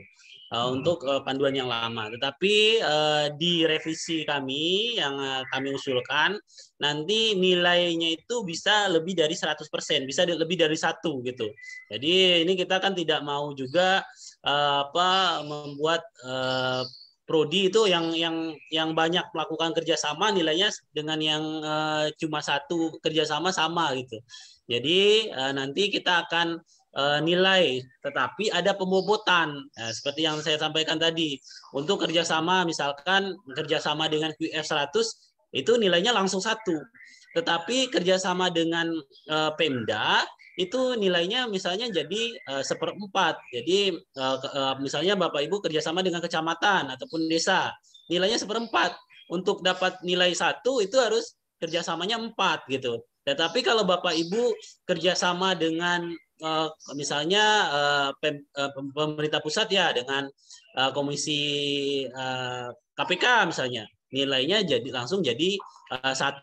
Kalau Bapak Ibu kerjasama dengan KPK 1, kerjasama dengan DPD 1, nilainya jadi 2. Jadi prodi itu nilainya dimungkinkan lebih dari 1. Dan judulnya juga sudah kami sesuaikan. Semoga usulan kami untuk perubahan panduan IKU 6 ini disetujui sehingga dapat memberikan penghargaan juga kepada prodi yang lebih banyak melakukan kerjasama dibandingkan prodi yang hanya satu kerjasama gitu. Mungkin itu ya Pak Faidi ya. Terima kasih Pak Firman, Pak Faidi sudah clear ya Pak ya apa yang Oke. sudah disampaikan Pak Firman. Kami berikan kesempatan kepada Bapak Ibu yang lain yang ingin bertanya, silakan. Assalamualaikum, izin Pak Soni. Silakan Ibu Siti Salmia, silakan Bu. Assalamualaikum warahmatullahi wabarakatuh. Yang saya hormati Pak Firman dan Pak Yayat. Salam kenal dulu, saya Siti Salmia, staf rektor bidang kerjasama. Sebenarnya ini udah lama sekali ya Pak pertemuan ini pengen kita buat, tapi alhamdulillah hari ini bisa terjalin. Untuk pertanyaan pertama Pak, ini mungkin ada beberapa pertanyaan.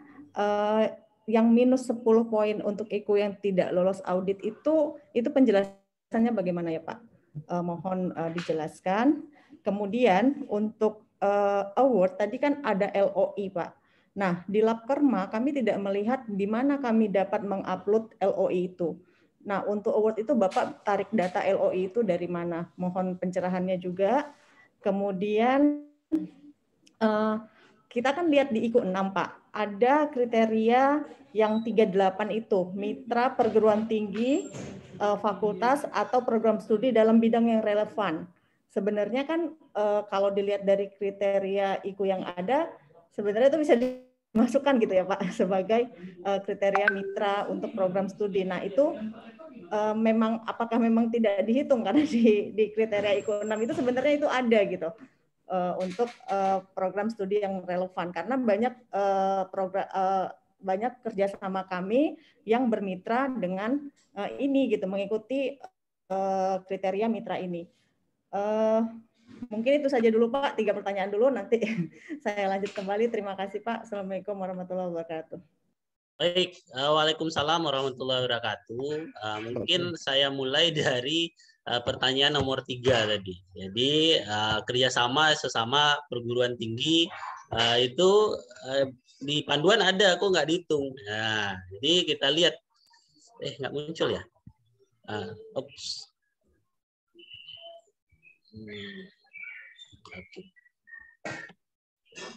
Nah kita lihat. Nah ini kita lihat itu ada PTN akademik, PTN vokasi, dan PTN seni dan budaya. Kalau perguruan tinggi negeri tersebut PTN seni dan budaya, mitranya apa saja dihitung. Gitu. Apa saja mitranya nggak masalah, nggak ada pembatasan mitra. Tetapi kalau untuk perguruan tinggi negeri vokasi dan perguruan tinggi negeri akademik ada ketentuan mitra. Nah, untuk kriteria perguruan tinggi, fakultas atau program studi dalam bidang yang relevan itu masuknya di perguruan tinggi negeri vokasi. Nah, jadi kalau kalau perguruan tinggi negeri akademik itu tidak masuk untuk kerjasama sesama perguruan tinggi, fakultas atau program studi, kecuali nanti usul berubah jadi perguruan tinggi negeri vokasi, baru kita hitung. Nah, gitu Bu Siti. Nah, itu penjelasannya kenapa kerjasama sesama perguruan tinggi itu tidak dihitung. Itu bisa dihitung untuk perguruan tinggi negeri vokasi. Nah, dan itu ada di panduan ada karena dihitungnya untuk perguruan tinggi vokasi. Kemudian yang kedua itu untuk LOI. LOI itu sebenarnya sama saja dengan MOU. Jadi LOI itu bisa masuk ke pelaporan MOU karena kemarin itu kan ada juga perguruan tinggi yang punya LOI. Kalau di luar negeri kan banyak banyak penamanya, ada LOI, ada MOU, tapi kedudukannya sama antara LOI dan MOU. Itu ditaruhnya, dilaporkannya di MOU untuk LOI. Kemudian yang pertama itu terkait yang tidak masuk dalam validasi ya yang seperti yang saya sampaikan tadi, tidak masuk pada tahap 1 itu. Kalau tidak masuk pada tahap 1 berarti tidak ada prodi, tidak melibatkan prodi, itu pasti nggak masuk di tahap 1. Tidak ada dokumen yang diupload. Nah, jadi misalkan mungkin operatornya buru-buru belum upload dokumen, sudah ditinggalkan, tidak ada dokumen uploadnya, ya tidak masuk ke tahap verifikasi. Kemudian tahunnya itu tahun 2021. Kalau kerjasamanya itu dilakukan tahun 2019, 2022 itu pasti tidak masuk ke tahapan verifikasi. Itu ya Bu Siti ya. Bagaimana Bu Isal? Apakah sudah cukup jelas Bu Isal?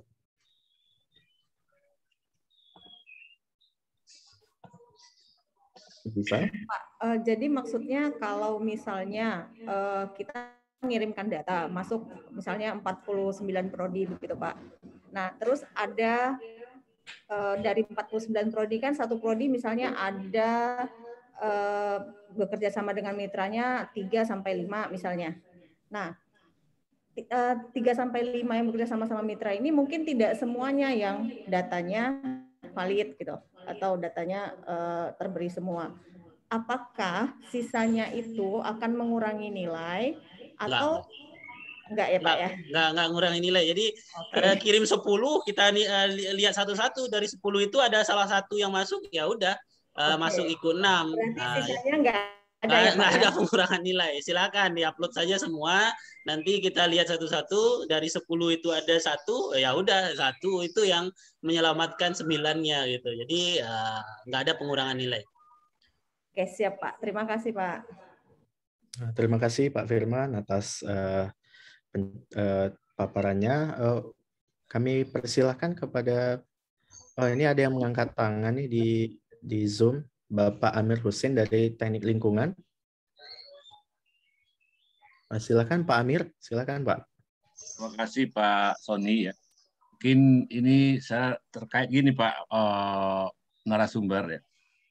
Yang ingin saya tanyakan tadi kan kalau kita baca kriteria kerjasama tadi untuk akademik itu misalnya ada pengembangan kurikulum bersama ya, misalnya merancang output, konten, metode pembelajaran.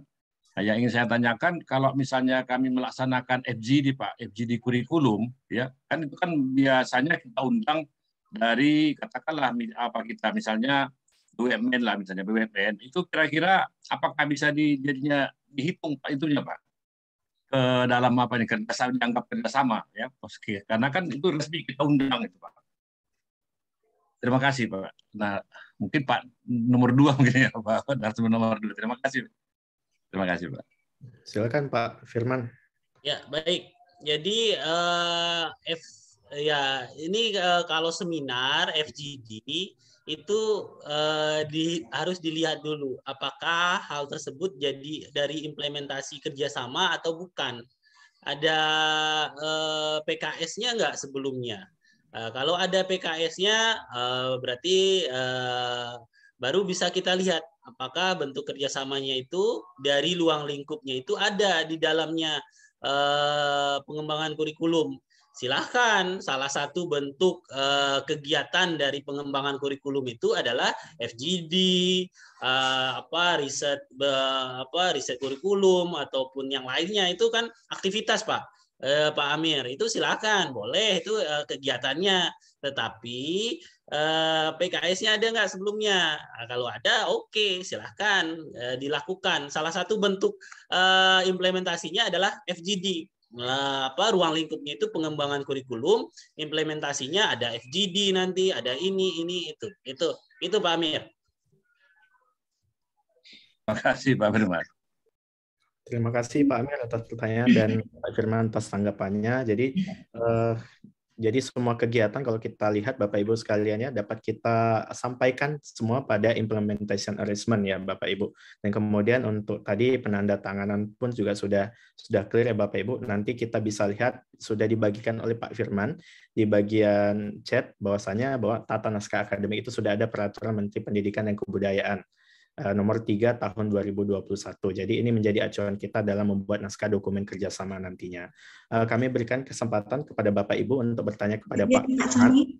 Silakan Ibu Mariana, silakan Bu. Terima kasih Pak Soni. Assalamualaikum warahmatullahi wabarakatuh. Saya hormati Pak Firman dan Pak Yayat. Pertanyaan saya yang pertama, jika kita ada kerjasama dengan perguruan tinggi luar negeri yang sudah berakhir masa kerjasamanya dan kita sedang dalam proses perpanjangan nih Pak, karena agak lama ternyata proses perpanjangannya, tapi kita masih terus berlangsung kegiatan kerjasamanya, apakah itu bisa kita masukkan? Nah kemudian yang dimaksud dengan kerjasama perguruan tinggi QS 100 itu apakah dari 1 sampai 100 atau bisa juga dari 100 sampai 199 seperti itu Pak. Nah kemudian pertanyaan berikutnya, kalau misalnya kita ada buat kerjasama dengan perguruan tinggi luar negeri juga, itu dokumennya waktu itu hanya MOA, yaitu antara fakultas di sana dan fakultas di sini, jadi tentang dekan, tidak ada MOU antara rektor USU dan rektor perguruan tinggi luar negeri tersebut. Nah, kemudian juga di dalamnya itu tidak ada disebutkan prodi-prodi yang terlibat. Kita hanya menyebutkan kerjasamanya itu secara umum, misalnya dalam bidang penelitian, students mobility, dan lain-lain. Tapi kemudian dalam implementasinya kita buat IA-nya per prodi. Apakah seperti itu bisa, Pak? Terima kasih. Saya kembalikan ke Pak Soni. Pak Firman, jadi ada beberapa pertanyaan, Pak. Silakan bisa langsung ditanggapi. Ya, mungkin saya dari yang 100 dulu gitu. Jadi 100 itu Bu dari 1 sampai 100 gitu. Jadi dari 100 sampai 200 itu nggak bisa. Tapi kita tidak kan ada juga opsinya tidak university rankingnya QS 100 tetapi juga by subjeknya. Subjeknya itu di 100 besar gitu. Jadi ini juga mungkin kesempatannya juga lebih banyak kan. 100 besar per prodi itu kan berbeda-beda, tidak semuanya di perguruan tinggi QS 100. Itu yang pertama. Terus yang ketiga, yang terakhir tadi, yaitu bisa dilakukan. Silahkan MOU-nya itu general, nanti diturunkan ke implementing arrangement per prodi. Itu lebih bagus. Jadi data kerjasamanya, dokumen kerjasama yang dilaporkan itu banyak gitu. Nah, ini juga membantu untuk kalau untuk IQ 6 kan sebenarnya satu implementing arrangement itu cukup bisa banyak prodi. Tetapi kalau untuk menambah kuantitasnya kan untuk penghitungan anugerah kerjasama kan jumlahnya juga kita hitung gitu. Implementing arrangement per prodi itu juga bagus dilakukan dan itu bisa dilakukan, silakan. Kemudian pertanyaan yang pertama itu bisa diulang Pak Soni, saya agak lupa. Pertanyaan pertama ini jika ada kerjasama yang sudah berakhir. Oh Pak. iya. Jika kerjasama sudah berakhir itu perlu dilihat di ini ya Bu, perlu lihat di klausulnya. Apakah kalau sudah berakhir kegiatan yang berlangsung selama MOU itu berjalan itu tetap bisa dilakukan, ada klausul itu atau tidak. Kalau tidak ada, ya kerjasama tersebut itu tidak bisa dilakukan dalam skema kerjasama karena itu sudah berakhir. Apalagi kalau nanti kerjasamanya itu melibatkan uang atau ada sisi finansial di sana dan payungnya tidak ada, itu malah nanti bisa jadi temuan. Jadi kita sebagai penggawa kerjasama juga kita harus mengingatkan pimpinan jika ada kegiatan yang melibatkan keuangan tetapi payung kerjasamanya tidak ada, itu sebaiknya tidak dilakukan. Dilakukan aja perpanjangan. Kalau MOU susah, langsung aja IA saja, PKS saja. Jadi di Kemendikbud itu tidak ada aturan harus berjenjang, MOU dulu, PKS baru IA, tidak ada. Silakan langsung MOA saja, silakan langsung IA saja, silahkan gitu. Jadi tidak ada masalah. Tapi yang penting ada dokumen kerjasamanya untuk melindungi kedua belah pihak sebagai dasar hukum. Terima kasih. Terima kasih. Nah, bagaimana Bu Mariana? Sudah cukup jelas. Oke. Jadi dari yang di Pak Firman tadi. Memang kalau Oke, Ibu, putus-putus Bu suaranya, Bu. Oke, Bu, silakan, Bu. Sudah jelas ya. Nah, jadi memang Pak Firman ya, jadi saya pun juga sebagai salah satu staf di bagian kerjasama di Fakultas Farmasi USU, kami kadang sepertinya karena tahunnya harusnya itu berjenjang, jadi kami kadang melihat bahwasannya harus ada MOU. Ternyata setelah apa yang sudah disampaikan oleh Pak Firman, bahwasannya beberapa universitas yang ada di Eropa, ketika kita ingin melakukan kerjasama, ada juga yang sedang saya tangani saat ini, itu kerjasama dengan Jepang, mereka hanya MOA saja tanpa membuat MOU. Berarti itu tetap dinilai ya Pak ya, jadi tidak harus berjenjang. Jadi ini sudah sangat jelas sekali Bapak Ibu. Jadi kita bisa sebanyak-banyaknya melaksanakan kerjasama, terkhusus nanti kita juga harus bisa juga mencapai untuk di tingkat QS 100.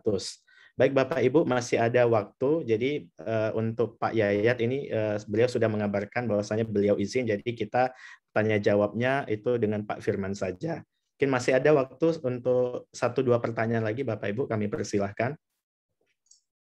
Assalamualaikum. Silakan Rizky dari bagian kerjasama.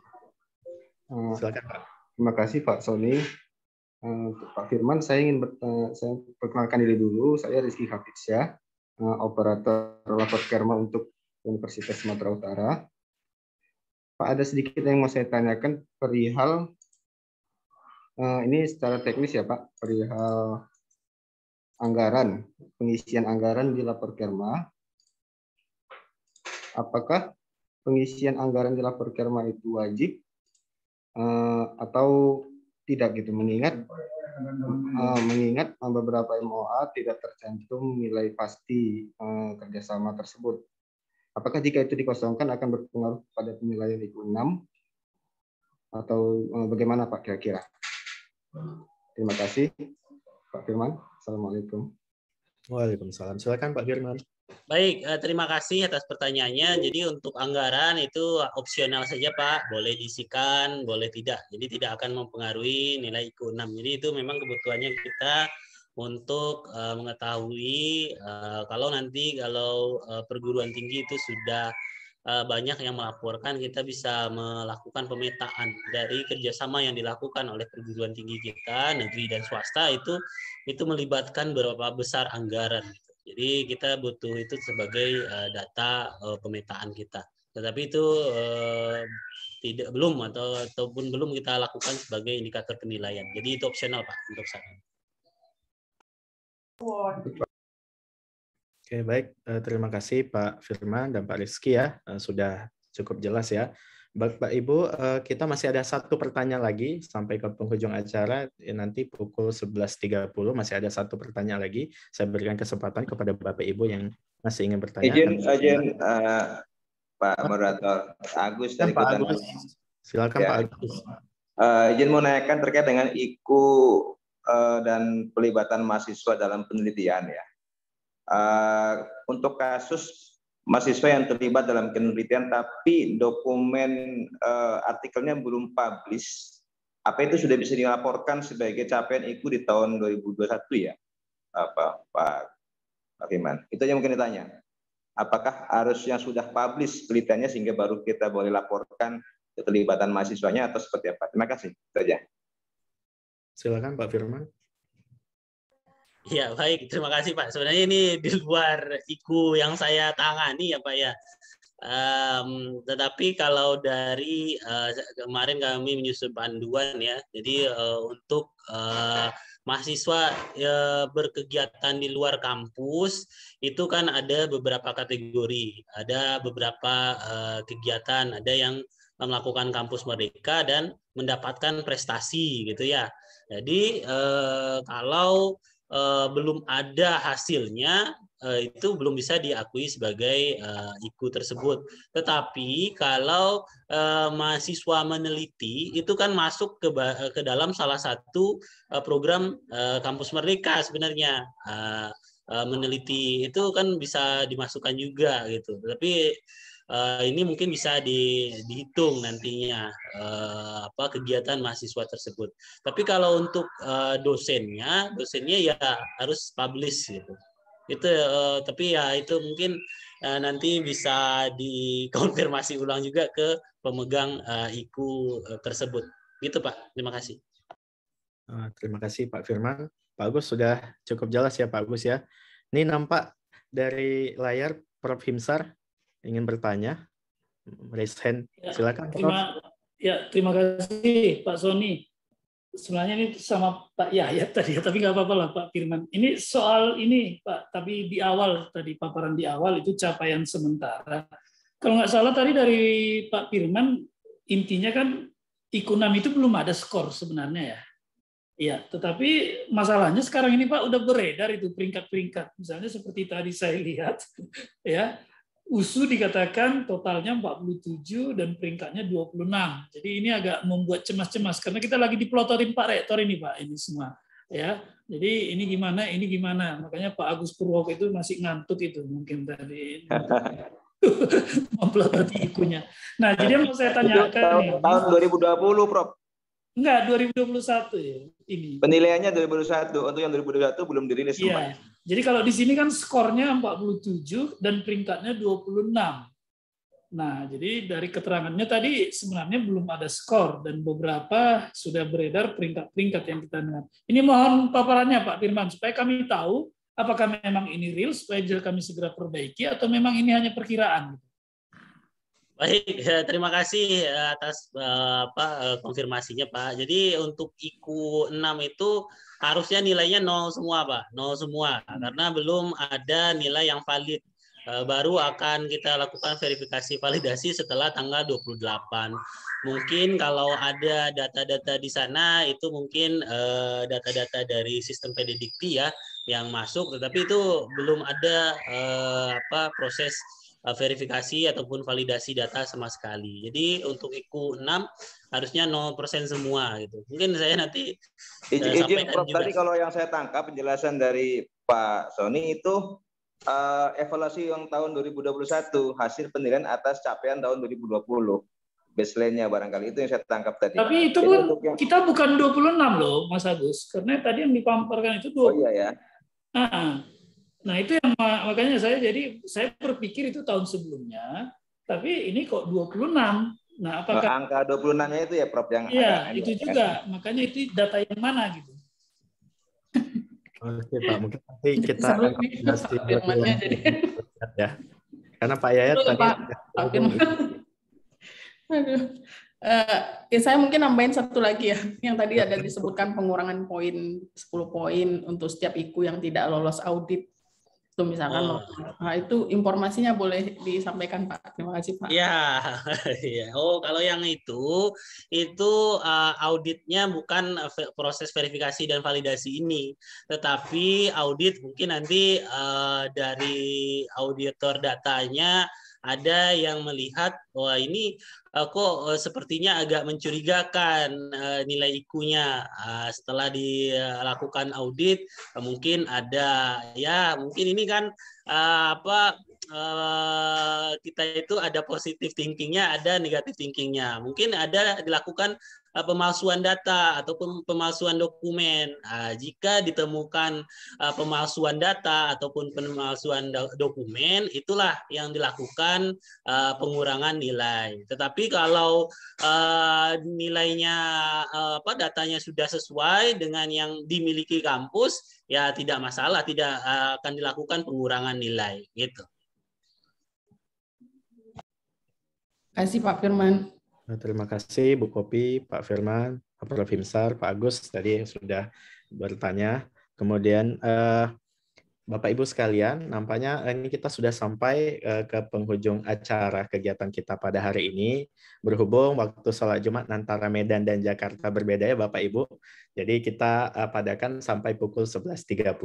Dari hasil paparan telah disampaikan oleh Bapak Yaya dan juga Pak Firman, kita bisa mengambil kesimpulan bahwasanya memang capaian IQ tidak hanya IQ 6 saja ya Bapak Ibu ya. Dari keseluruhan capaian indikator utama perguruan tinggi tentunya kita harus saling bahu-membahu untuk mencapai target USU menjadi lebih baik ke depannya. Kemudian kalau kita lihat tadi ada skor 47 dengan peringkat 26, mungkin nanti bisa kita cross check kembali kepada Pak ya, nanti kita bisa hubungi secara personal apakah peringkat 26 itu apakah itu dicapai tahun 2020 ataukah memang capaian yang memang sementara ini untuk capaian USU di tahun 2022. Nah, kemudian dari paparan Pak Firman juga kita sudah mendapatkan banyak pencerahan ya Bapak Ibu sekalian ya terkait penandatanganan pada tingkat yang paling akhir yaitu hanya dekan saja yang boleh menandatangani. Kemudian beberapa dokumen naskah bahwasanya terkait tingkatan bahwasanya harus MOU, MOA itu tidak menjadi pakem khusus. Jadi kita bisa membuat sebuah kerjasama tergantung nanti kerjasama dengan pihak apa saja yang mau menerima, apakah mau dia MOU ataukah hanya MOA ataupun hanya IA saja. Yang penting kita harus bahu-membahu untuk meningkatkan jumlah capaian khususnya di IQ 6. Akhir kata saya mengucapkan terima kasih kepada Ibu Wakil Rektor 3, Ibu staf ahli rektor bagian kerjasama, Bapak Ibu sekalian, dan juga Bapak narasumber, Bapak Firman Hidayat dan Bapak Yayat yang telah hadir pada hari ini mengikuti dan memberikan pencerahan terkait program kerjasama untuk pencapaian IQ 6. Izinkan saya menutup acara kita pada hari ini dengan sebuah pantun. Bila akan ke Pekanbaru, mampirlah sejenak membeli baju baru. Maka kita bahu-membahu, semoga IQ USU semakin maju. Akhir kata, dan terima kasih. Wabillahi taufiq wal hidayah. Wassalamualaikum warahmatullahi wabarakatuh. Waalaikumsalam. Terima kasih Pak Firman. Bapak Ibu. Waalaikumsalam. Yayat. Bapak Ibu. Terima kasih Bu Warek. Terima kasih juga Bu Dekan sudah join sampai akhir. Iya. Bagus sekali. Semoga IQ 6 lulus ya. Ya, Prof. Tahun depan lebih berat kayaknya ini. Mimpinya pun udah IQ 6. Mimpinya Bu, ngelindurnya pun IQ ngelindurnya. Bagus. Semangat Pak Agus. Iya Bu. Prof. Jina.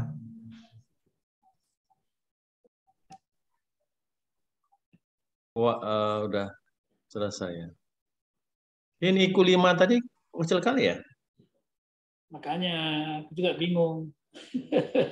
Iya Pak Imsar, jadi 0, berapa tadi? Dengar Rizal tadi, itu pindah itu kan dia berganti gitu loh Bang Imsar. Nah dia narik data dari beberapa hari yang lalu. Gitu. Oh gitu. Jadi memang harusnya data IQ 6 itu kosong, karena memang belum terverifikasi. Ya. Terus juga kalau 0,6 IQ 5 Bu tadi Bu 0,6. Padahal kan kok penelitian lumayan kita. Kalau tidak dilaporkan ke sister Pak. Kalau tarikan data dari sister pusing juga Pak. Bu Isal, izin ya Bu Isal ya. Pak Izin Surya. ya, Bapak Ibu. Ucut, izin. Bang Rizky, Assalamualaikum. Izin juga ya.